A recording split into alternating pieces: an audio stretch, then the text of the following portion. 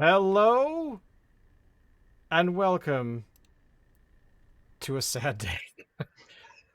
We This is Two Wizards and a Mic. I am Shane, and to my left is Andrew, and we talk about D&D stuff because we're old and falling apart. And of course, just before we say anything else, this is brought to you by Cawood Publishing at worldofmere.com. Go there and buy everything before it's gone, because that's our topic today. A lot of this stuff is under threat. Hence, instead of being the nice classic red from the old red books back in the day, the black flags are rising. Andrew, would you like to update everyone on the Kickstarter first, just in case there's anything that we should know? Sure. Yeah. So our last Kickstarter was for Monsters of Feyland 2, a book in our Monster series, the fifth book. And that book is now available at our website and at Drive Through RPG. I'll put the links below. At this point, it's just PDF, the PDF version. We're going to work on getting hardcover and softcover books. The proof of that actually is being sent to us right now. The book Nice. has 117 new creatures. It has 7 different regions of Feyland. So there's maps along with it. So there's much more detail than the original Feyland book. There are maps, magical items, flora, and we also have all these tables for making bargains, making deals with fairies, which I think is one of my favorite parts of the book. And yes, so that, and for Kickstarter backers, the PDF should be with them. If not, they can get a hold of us and we'll get that out. And then the printed version of the books will be mailed out later. The next Kickstarter, we're going to have to see what that is exactly because of the new landscape, but hopefully it should launch next month. And we actually have a plan A and plan B for that right now. And then the other things we were going to talk about tonight were an update with the OGL controversy. And then the main thing I wanted to talk about were some key elements to the game. I was DMing this weekend and just remembering about these key points for each session that could really help dungeon masters. Nice. But we should talk about the elephant in the game Yeah. world, and this is where Andrew is more of the expert than I, but essentially what has happened is Wizards of the Coast, the group that owns the Dungeon D&D world, has decided to update the open game license, which is a license that they have had. It's been around for what, 23 years or 23 something? years. Yeah. And it was meant to basically say, hey guys, if you're out there creating stuff, that's awesome. Here are just a few rules that we want to do to protect the brand. And that, I think, it was updated once at one point to clarify a few things, and then it's just been doing its thing as it's been written. However, a leak has happened, and the brand new OGL is coming out. And from my perspective, essentially, it is doing what they want to do, which is protect their brand. However, they are destroying their community at the same time, because they don't seem to care about the 40 years almost, or maybe just over 40. Has it been that long? It was 80. I want to say it was, no, 70 something. So yeah, so it's been a long time. And to crap all over your community in one fell swoop, they have been really good at that so far. However, I'm going to turn it over to Andrew because this impacts him greatly, as well as this podcast in a way as well. So there you go. Have at it, man. Well, I should say, first of all, that there's nothing actually official.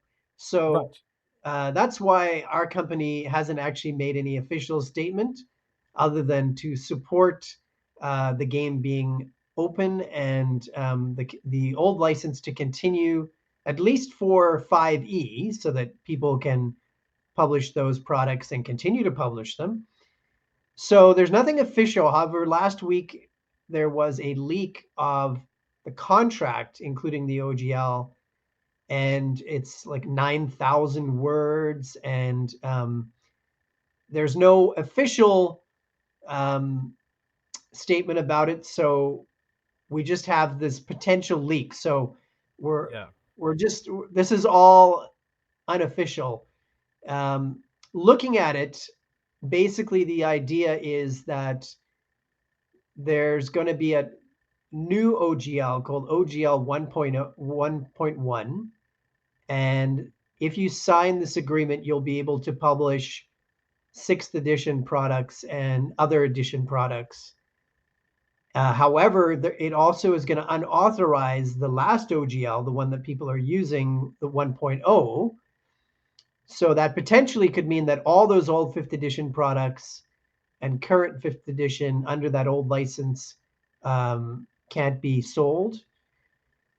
So the new agreement in this leaked contract, which is not official, the new agreement gives much tighter control to the corporation that owns the IP. So the publisher, third-party publisher, would have to give over their property. It could be used, their IP could be used in any way that Wizards wanted to use it. There's also royalties if the companies make a certain amount of money, including royalties on Kickstarters. And you have to report your earnings. You have to report your every single product you make. You have to give a copy of every single product you make. And you have to itemize every item in your product, where it comes from in the SRD. And this is a very, very different landscape. It gives much more power to the corporation and would potentially eliminate many, many third-party companies, because a lot of people wouldn't sign this agreement.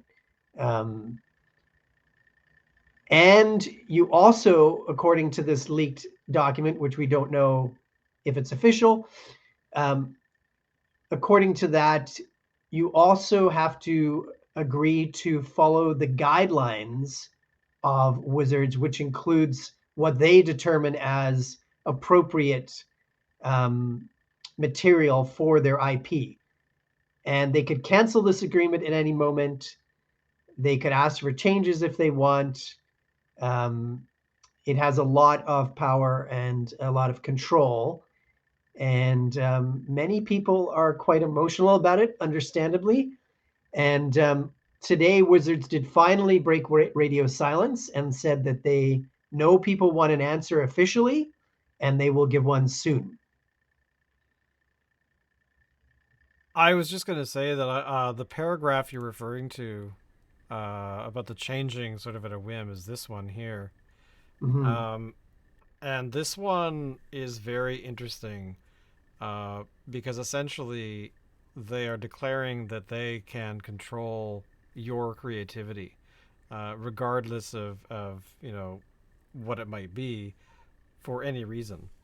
So they can interpret your own creation in whatever way they deem fit. And I gotta say, when I read this paragraph, this is where I had two reactions. Was the first one was, uh, this sounds very much like where part of this potentially breaks down, where this might be a document that could be fake because it's been written in such a way that it's like somebody went out and read Mein Kampf and thought, "Oh, that's a great idea. We should do that in our OGL." Because it, to me, I mean, the whole fact that they are wanting to label everything that they want to make sure that you are categorized in a certain way and you're under their particular control to this level is just mind-boggling.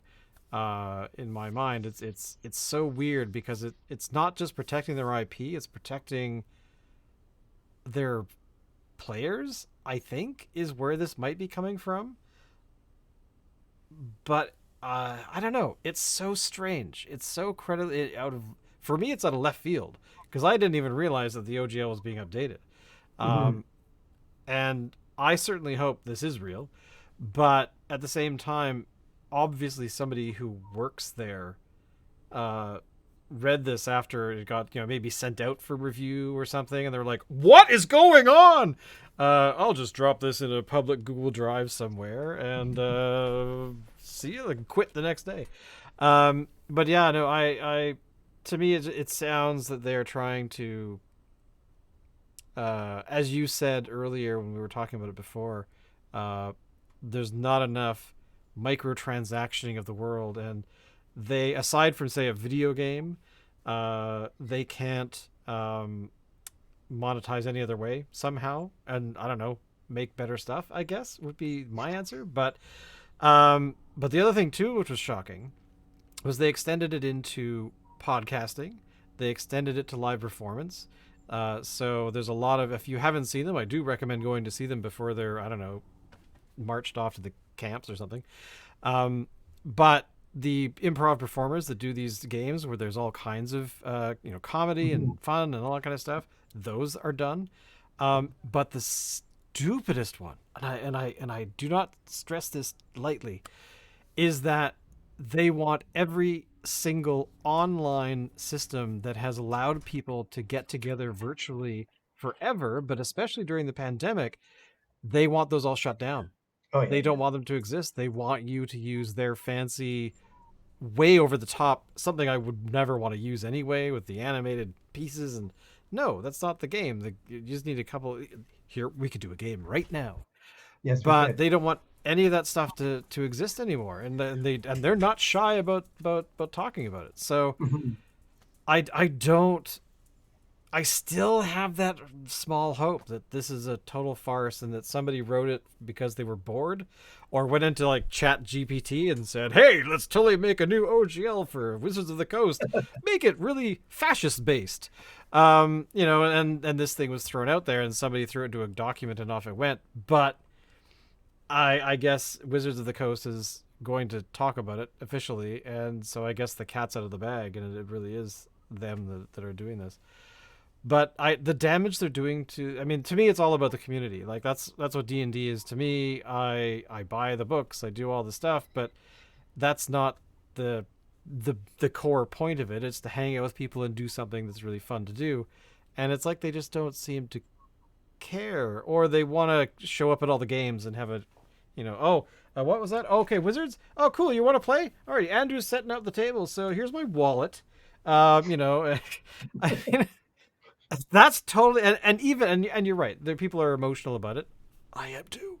But at the same time, it's so incredibly just mind-boggling that they even got this far. To be honest, but as you said, the younger people are in charge and don't necessarily understand the history, and don't seem to understand communities either. That to me is sort of a weird part too. But end of rant. We're gonna clip that part and sell it. Exactly. There we go. Come after us, guys, because we monetize this so greatly. We're raking it in. But I just think they don't quite understand where money comes from, and as well, like it's like, I would say most of third party games might, or third party people that make content for the game. I don't know. Maybe they do it once and they make like $20 and they're happy. It's like companies like Cawood Publishing. Those are the companies that are committed to actually trying to make the game better and make cool stuff. It's like, hey, yeah, we Andrew, we see you making profit. Therefore, we would like our slice. I have an offer that we want to make you that you just can't refuse. What it reminds me the most of is in Empire Strikes Back. What this moment right now reminds me of is when the rebels are in their hidden base, and then they use their electronic space goggles to see into the distance. Their binoculars, and you just see the AT-ATs, these massive robots, and their feet are just coming in, just going into the snow, and then in the distance, these walkers are coming, these AT-ATs, and they announce that Imperial walkers are on the horizon. And I think they didn't see this movie because what happens is the rebels get in their transport ships, escape, rendezvous, and reorganize. And they end up winning. Yeah, I So mean, it's ironic that this has happened the way it has, because this is an archetypal adventure in itself. well, And the yeah. third party publishers, they're the rebels. So you know who everyone else is in the story. Well, I mean, like you said uh, before too, like it's if they felt there was no competition, that they really needed to have some other companies go, we can make a gaming system and we can let people make stuff for it. Sure, why not? There's gonna be like by I'm if they haven't already started, there's gonna be 20 of them next week, of people starting their own systems and creating their own games and doing these things just to stick it to Wizards of the Coast, or sorry, I guess I should really say to Hasbro, but anyway, it's really sad. It's just really really awful that we Wizards of the Coast has entered the base. Wizards of the Coast have entered the. We've got that sort of invasion coming. Um, but is there any cheery news to it? I mean, to me, Yes, that there is. would be a good There thing. is another side to it. Who I feel really bad for are the people who can't pivot, reorganize, get in their transport ships and reorganize with the rebels, because that is the reality. There's hundreds or thousands of people who don't have the resources, who this potentially, however it turns out, it could end up being bad for them. But the good side of it is that the community could end up, the gaming, the TTRPG community, the RPG community could end up being less centralized. You could have people trying more kinds of games, like Yeah. Traveler. I love Traveler. I finally started playing it, and I'm also a player, which I don't usually get to be, but it's in our old boys club group, and I'm having a blast. And it's a great system. So there's the potential for more companies to come in with something new, and for players to discover more different kinds of games. So long term, it actually could be beneficial. Um, yeah, and so there is another side to it. Although, like I said, it's going to be challenging for most third party companies to try to pivot and continue. But we'll put out a statement about what we're doing. But as I said, we have basically a plan B, which we could unveil any day. We're waiting to hear something official, because there's been a lot of talk and a lot of rumor, but nothing official has actually been done. There was a letter sent Exactly. out by a lot of third party companies on the weekend, and we didn't sign it because there's nothing official. What are we saying anything to? So This we're is not going true. to address rumors that way for us, for my company, but we'll see. It's going to be sorted out shortly. Oh well, yeah, because as you said, they're putting out something by Friday, or is it next week? They just said soon. Oh, okay. So it could be tomorrow, it could be Friday, it could be next week. Yeah. But I like what you said there about the whole the community coming together to actually do something different, to actually say, hey, Dungeons and Dragons is not the only system out there. There's tons of them. Hmm. So why don't you try one of those, or try to play with those, and even people that are making content, to actually turn around and say, I don't have to use that system. I could make it I could make my monster book or my this or that more generic, so it's not Yeah. specific to a particular game. Um, and there's an open, kind of an open source game system out there as well, right? Is that, am I remembering that correctly? There's a few different um yeah, there's a few different systems like that. And then of course companies could make, like we've talked about it a little bit here, they could make their own system, their own game. So yeah, there's lots of options, I mean, this is one of the most creative communities there is. So it's yeah, people are going to create, people are going to do something unique, and hopefully things turn out better for everyone involved, although the situation before was kind of a win-win. So we'll see what happens now. Yeah, because there was really no downside to, like, you've created Monsters of Feyland, you've created Monsters of Feyland 2, and all that does is give them attention because you're creating these books. The OGL is in the book you have. You talk publicly online about the stuff that you create, but it always loops back eventually to Dungeons and Dragons and Mhm. to TSR and all that history that you and I. That's why we do the show, because we've played the game forever. We went away. We came back as adults, and we're like, oh my god, there's so much more appreciation that we have as adults to play the game. Mhm. And it's interesting. I mean, someone who's 12 today, who's just getting into D&D, is not going to care about what the OGL says. They're not going to understand it, and who cares?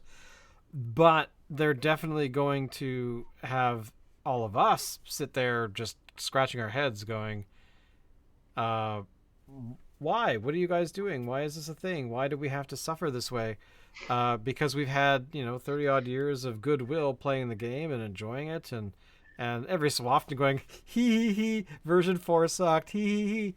But now we do it because we want to, and it's, yeah. But again, yes, nothing is official until Wizards actually says something. Mhm. But I hope that they come out with some sort of statement soon, as they stated, and say, you know what, this is actually a big practical joke that we tried to pull. Some people didn't like it, but we wanted to gauge what would happen if we messed with you guys in this kind of way, and obviously we never will. But this was a way to tell what kind of reaction that we could have. But but again, I mean, it's it's great to see people reacting anyway, because it does point out that the game is still very strong. It's still the granddaddy. It's still the one that people aspire to be.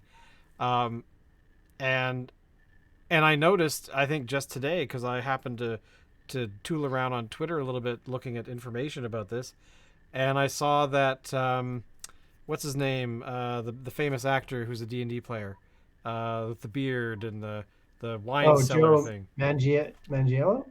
Yeah, that guy. Yeah. The werewolf guy. That I was trying to remember Yeah. what I remember him Yeah. from. Yeah. Yeah. And but seeing him having a brand new table, I don't know if you saw that tweet, but he No, has a no, I brand haven't. new gaming table. It's gorgeous. It's beautiful. I'm curious to see, but he, as far as I, at that point when I was looking at his Twitter account, he hadn't said anything about the OGL Mhm. thing. But I suspect he will have some opinions. But he might I'm sure he be does. I don't know if silent. he would share them though, but yeah. Well, that's what I mean, because he's at that sort of echelon of he plays with maybe some of the Wizards of the Coast people. I would Yeah. hope Yeah. anyway. But but yeah, I mean, I'm glad that people are having this visceral reaction to this whole thing, because they are just, it makes me feel good that there's so many people out there that are wanting to leap to the defense of the game, Yeah. A without lot of just people going. love the game. It's an amazing game. Like this weekend, we had a new player in my other group, and we just had an absolute blast. So good. What did had the did they ask anything about the what's this OGL thing I keep seeing? I just started playing. What is with that? No, actually, this player is another. He's my age, so he knows. He's seen the whole. He's seen the whole thing, so he knows what's going on. Yeah. Well, it makes me sad, but until they actually say something that makes this either official or a hoax or a big joke, um, let's talk about some D&D. Yeah. Let's get on. Let's get on with it. Either because that's what I want to do is create and talk about being creative. So, um, and because this game was such a blast, it reminded me this weekend again of the key elements I feel that help the game. So this is mostly for DMs, for dungeon masters, but players can benefit by knowing about this. Um, the number one thing really actually is all about a group. And most times that dungeon masters ask me about the game, it's not actually about the rules and the crunch. Most times it's about how to run my group or what to do with this problem player, or a player saying what to do with this problem DM. And most of the time, the issue is actually group dynamics and running a group. So one of the biggest things I think is having a clear set of rules. And I don't think there's any reason to have a session zero. I think that's just virtue signaling personally. Um, I think that you can make those rules very clear at the beginning of your game when you start playing, or in a online kind of on a page on Facebook or Discord. You can discuss quickly your basic rules. For example, are you going to have romance in your game? Are you going to have how gory are the descriptions? Some people love horror games. Our table, we have some of that, but we don't go overboard on it. And the romance stuff, we have romance, but we don't go too deep into it, because then I'll have to Yeah. play the NPCs getting involved in that, and that just gets out of hand. It can get out of hand, but it's also not necessary because No, it's not, because players it's are going to not think of romance in 100 different ways, and it's like, look, exactly. okay, It's you not. guys go to the tavern room and you Yeah, do whatever you do, and yeah, you wake up in yeah. the morning and it was Exactly. You great. don't just like in real life. You don't need to. You don't need to know the Exactly. details. Gaming is So not porn. I'm sorry, it's just yeah, not. yeah. So you that discussion about what is our group going to be like? What is the game going to be like? Um, you need to do that, and you need to have clear rules that you follow and that you will honor. And a lot of times, the first thing I'll say if somebody says we have a problem player, I'll say, well, if you've talked to them, nothing's sorted out, and they're breaking a rule, you need to have a consequence for breaking that rule, and that might be finding a new player. It's Yeah. just a game. If you can't play together, get someone else. It's not. There's no drama But about it. that's It's just so a game. hard. Yeah. It's so the drama stuff is not necessary. It's a game. You just choose somebody else to play with. It's not hard. Yeah. Um, but group dynamics are not something to be trifled with, because it's true. Uh, it's always a challenge, and usually a lot of it has to do with the leader, because if you have a poor leader, it's usually not a great result. And I don't really. I guess I also mean the person who starts the group. It doesn't have to be the one who's in charge, because a Right. lot of gaming groups, it's quite democratic. Yeah, so I think that's one really really important thing, is, and also to realize that the group is a living thing. So you're going to have to nurture it. You're going to have good boundaries, and it's going to change. Yeah. Sometimes the people will change. Sometimes the game's going to change. Like, for example, our groups and a lot of people went online in the pandemic, and my two groups still are. So, you really have to look after it. There was a time somebody left from one of our groups, and it really damaged the group, the way they left. And I had to do extra work to make sure that this was going to keep going, because the group had now taken a hit, and you've got to nurture it. You've got to keep it growing. You've got to keep working with it if you want it to keep existing. So that's one really big thing. The rest of the things I just want to talk about quickly are mostly more to do with at the table. So the first thing is to have a simple setup. Most people don't have very much space, and that actually is a good thing, that you don't usually have a lot of space at a table, because you have to use it properly. And for the dungeon master, whether or not you have a dungeon master screen, not you don't want to have too much stuff cluttering up the area, because you've got to have space to roll dice. You've got to have your notes, and you're going to have some books, like the monster series books. So, it's really good to have a clear setup of, you can reach over and grab this book if you need it. You don't need to get up and walk halfway across the room. If you're using miniatures, the miniatures aren't too far away. And just having a very simple, clear setup where, um, when it's not working. When you're DMing and you've got like books lying on the floor, and you're kind of watching this happening when you're playing, and you're going, I'm not going to do this next week because this didn't work.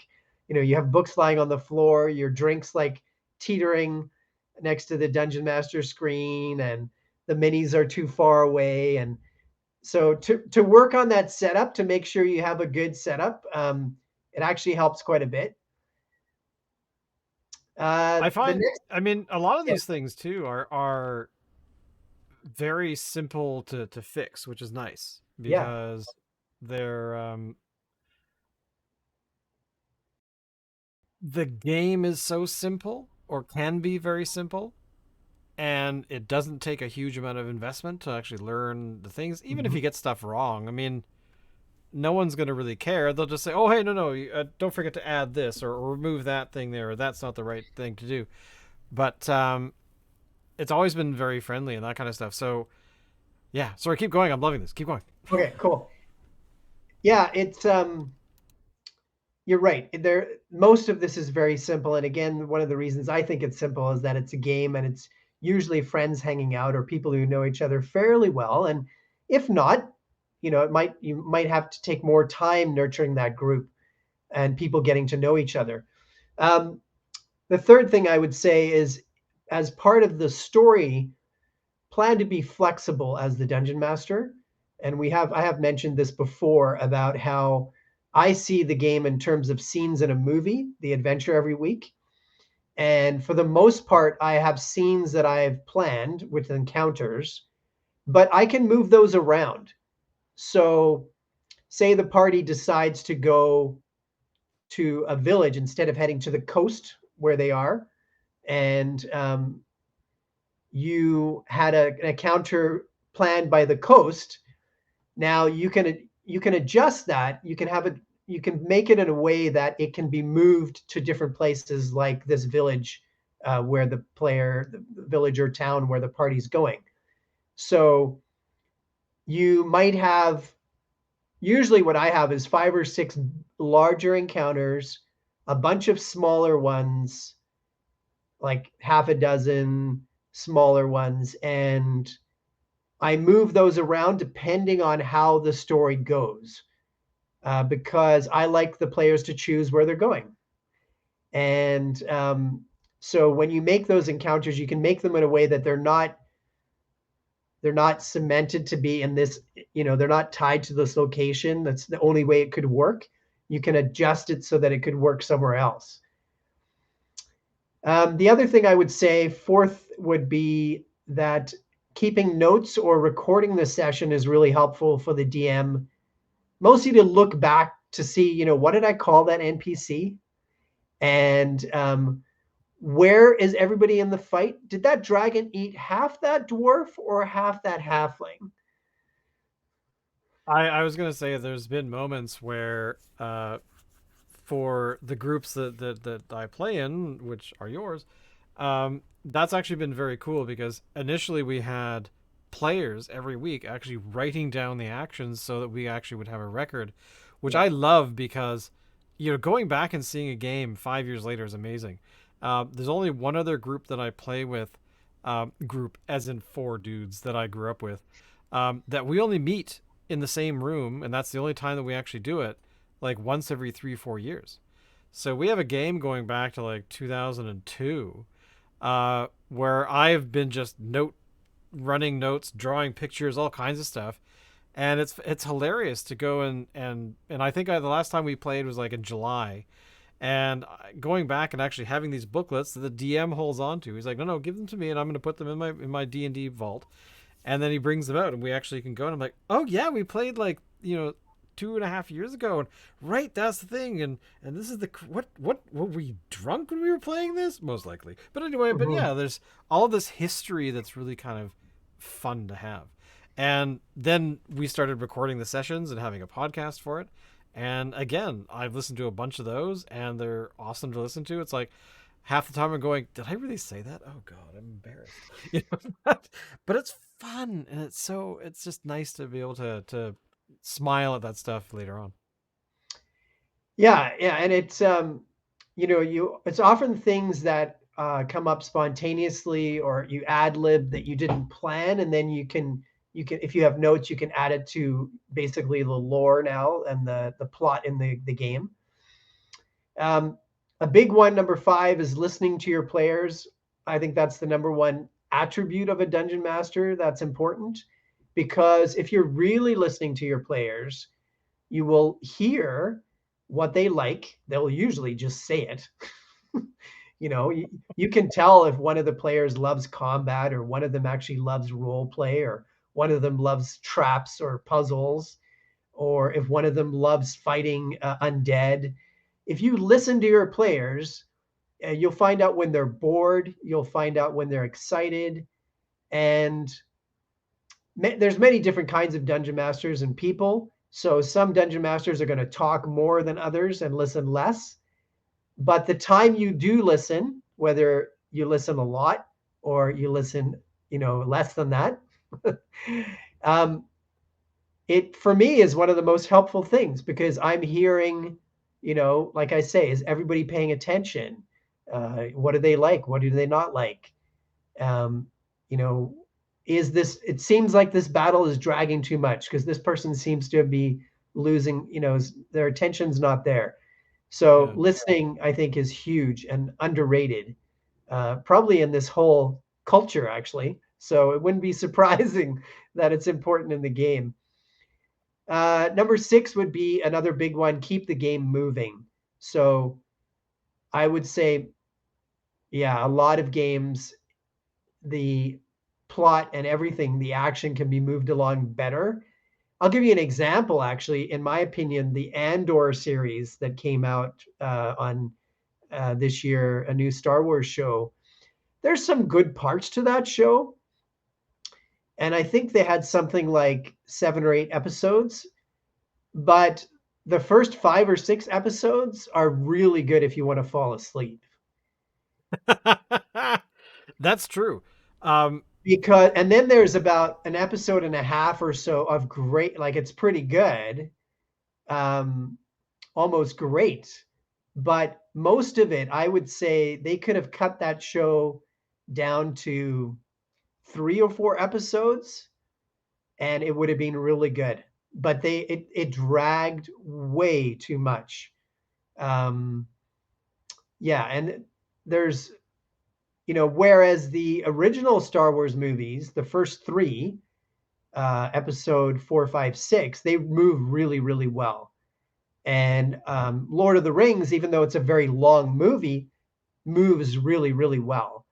Um, so I know a lot of groups where I think that could help, moving the dungeon master really moving things along a bit more. And part of that is um, ending fights if they drag out, and ending scenes if they drag out. You're the dungeon master. You can do pretty much anything. So there yeah. are ways that you can end scenes. You could suddenly lower the hit points of all the monsters in the fight.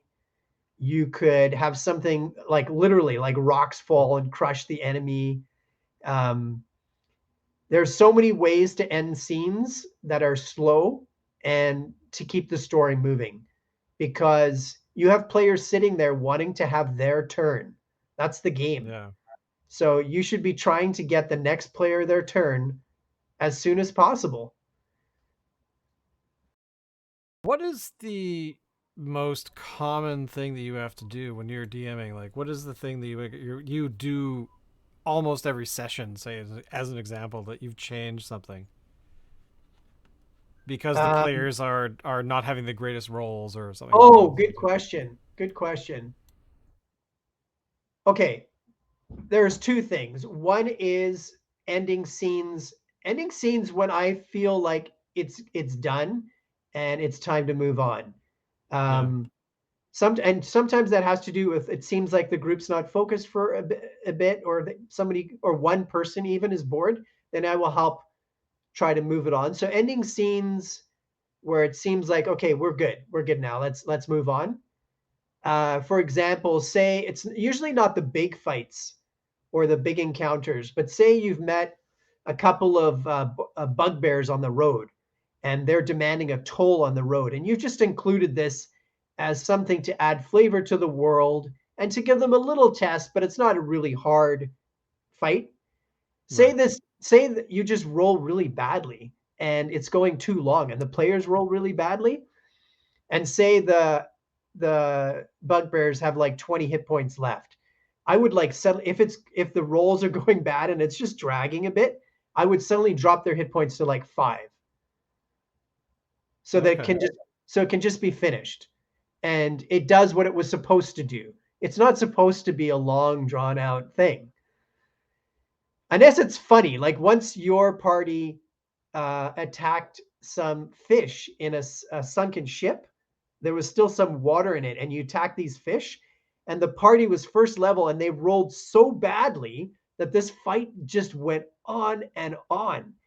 And it was so funny that I just kept doing it because it was hilarious. And because I was listening, I could tell you guys were laughing and you were enjoying yourselves. So I let that encounter just go and just drag and drag because it wasn't dragging. It was fun.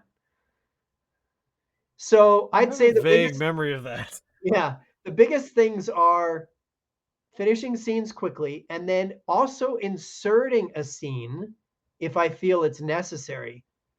So the last game I DM'd, I realized that most of that adventure had turned out to be fights.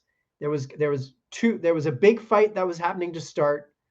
I knew there was going to be a kind of a quieter period in the middle because there was an inn they were going to, they were going to stay there. And there was another fight that was going to happen right after that because I knew these people were going to pick a fight with the party. Right. So I realized that to me, the balance of it, there was too much combat. I like lots of combat, but in this case, it was like 90% combat. And Right. I decided I wanted to add a bit more mystery, a bit more to for the players to do some exploring. So I added spontaneously at the last moment. I thought, hey, what if there is a painting that leads to a clue in one of the rooms in the inn? And then when they got into the inn, there was a dresser that didn't open up. And there was a mechanism with a painting in the room and the dresser that would open up and they would find something that people had searched for ages. And it was this ancient text that would give them some lore that helps them understand what's going on in the big scheme of things and the plot and the story and learn a bit more about their enemy. So those are the main two things that usually I change each game is I end scenes earlier than I had planned, and then I'll add little parts to try to balance things.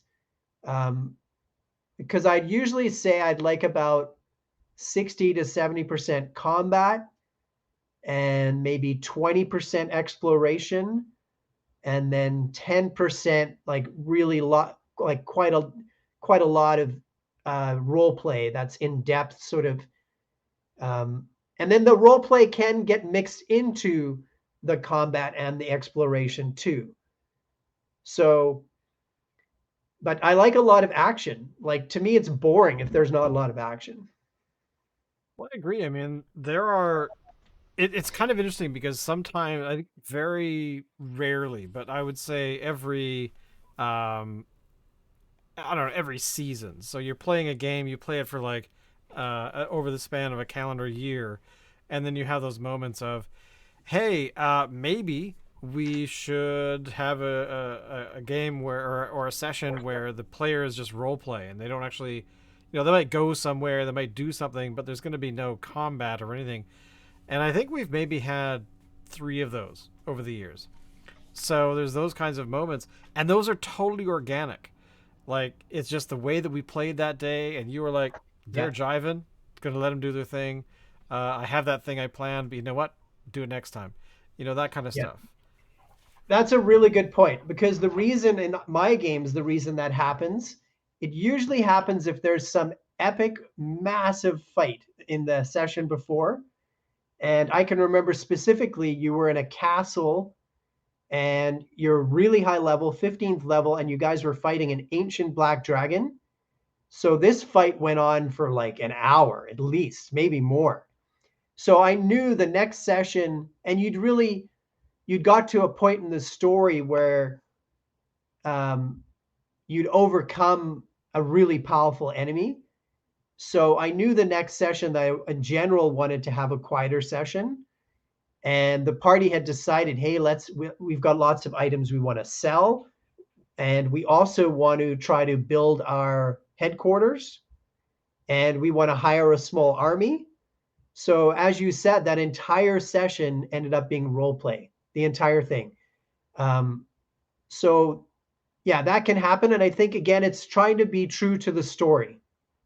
Yeah.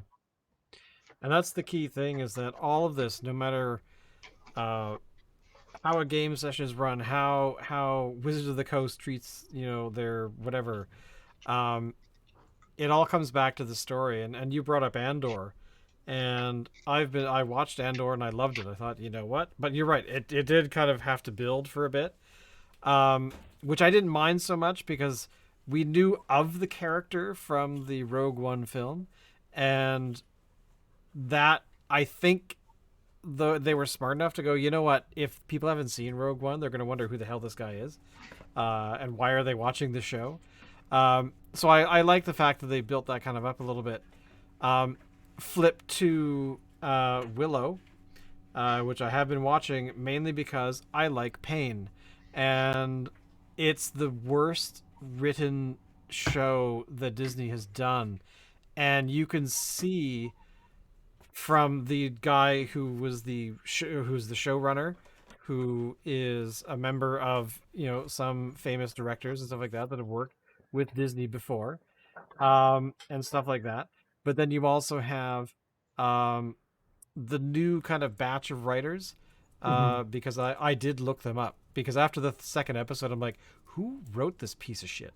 And so I went and I looked, and they're all very fairly young. There's a couple that are a bit older, but definitely the bulk of them are younger, and kind of have that millennial vibe.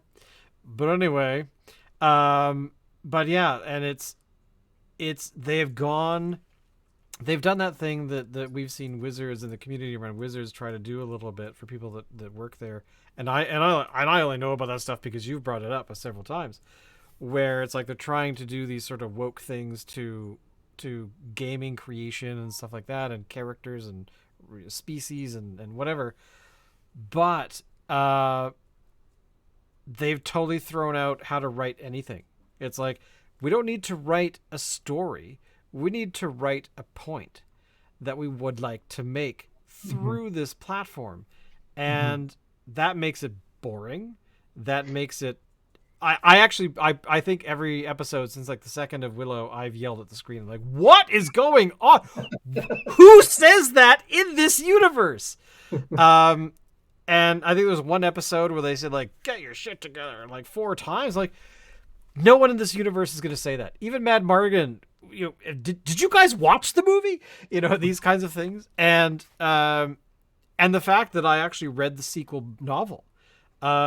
George Lucas wrote a script for a sequel to Willow that never was produced, but he said, you know what? This is fine. We should make this into a movie or into a book.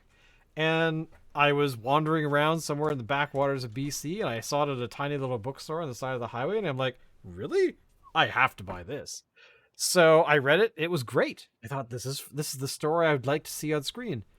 And then I got all excited about Willow coming from Disney Plus. I thought, this is going to be awesome. They're going to hopefully Mm-hmm. use that script maybe or whatever. No, they did. They were just like, let's prove a point Yeah, yeah. and forget story. Story and character development? No, we don't need that. Anyway, for the second time today, end of rant. All right, I'll clip that one. Okay, so number 7, don't give away all the information easily. So you can't, having an NPC lore dump everything that you want to get to the party. The party doesn't really like that either. Um, No, they don't. a really great way of storytelling, in my opinion, for was the Lost TV series. And if you watch that series, they are so good at giving you just enough information to keep going, but there's still lots of questions. And then you keep going, and then you learn a bit more, and then there's more, and then they keep leading you along. And then there's also red herrings that you could follow. Yeah. So It's so well done. So maybe you have a certain amount of information, like in our last game on the weekend, they found out some information from the barmaid. Then they found out some information from a scroll, the scroll they discovered in this room in the inn. They found information from a soldier. One of the players went over, and he used to be a soldier, and he wanted to chat with the soldiers. So there are there are many different ways you can give that out, and yeah, that's that's a really good one. Is not giving away all that information so And you're quickly. talking about good story writing. I mean, that's basically what it is in the format of running a campaign. Because Yeah, yeah, it's like you don't need 75 minutes of Yoda in Empire Strikes Back talking and telling people everything. You don't right, need right, to. right, right. There is another. That's all you need to know. There is another. Who that Yeah, is? Who knows? yeah, I'm very passionate about this now. yeah, yeah. Yeah, I think we'll probably save most of the others, I think, for next time. Another one that I would mention is making your world look real and feel real. Yeah. And a really great example for that is the way that George Lucas does it in his movies. And so, yeah, I think that would be another really good thing of adding, like, how does the economy work, and that sort of thing.